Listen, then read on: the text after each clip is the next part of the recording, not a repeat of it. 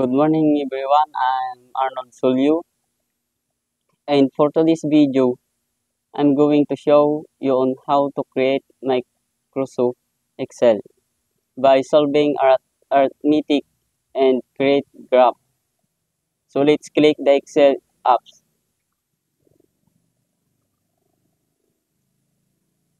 and click the blank. So in the letter A is I'm going to put number.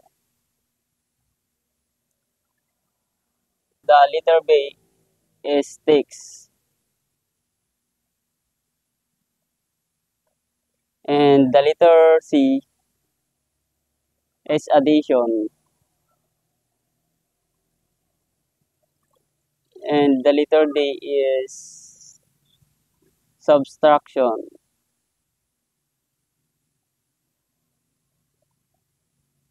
The letter D is multiplication. And the letter A is division.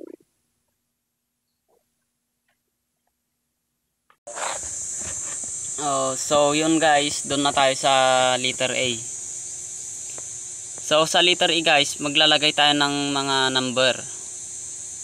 10, 20, 30, 40, 50, 60, 70, 80, 90, 100. Then sa susunod naman guys, is sa letter B, maglalagay tayo ng mga bagay guys sa sa text.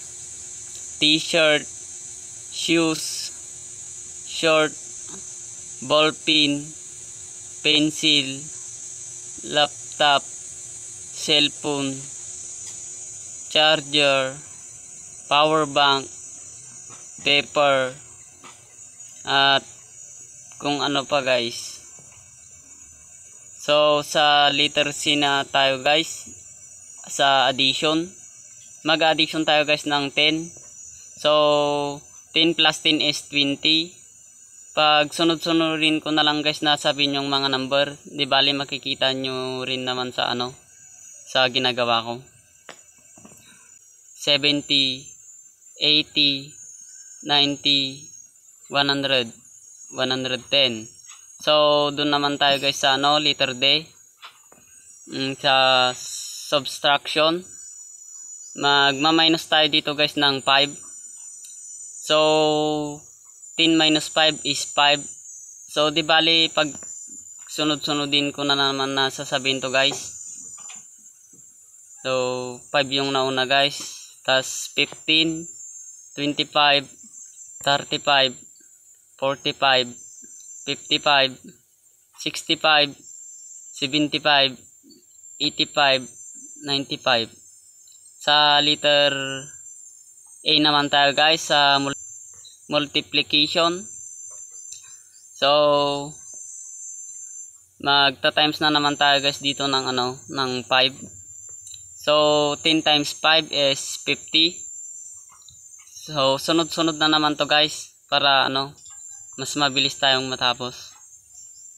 50 yung una guys, tapos 100, 150, 200, 250, 300, 350, 400, 450, 500. So sa letter F naman tayo guys, sa division, mag tayo dito ng divide tayo dito ng 10 guys. So 10 divide 10 is 1. So di bali guys, pag susunod-sunodin ko na naman to guys.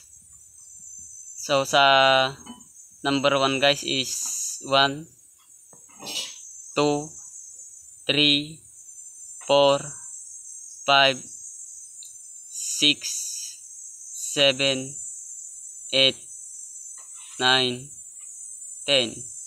So yun guys, di bali ganun lang kadali yung guys. Ganito lang kadaling gawin yun guys. And salamat sa panonood. And God bless.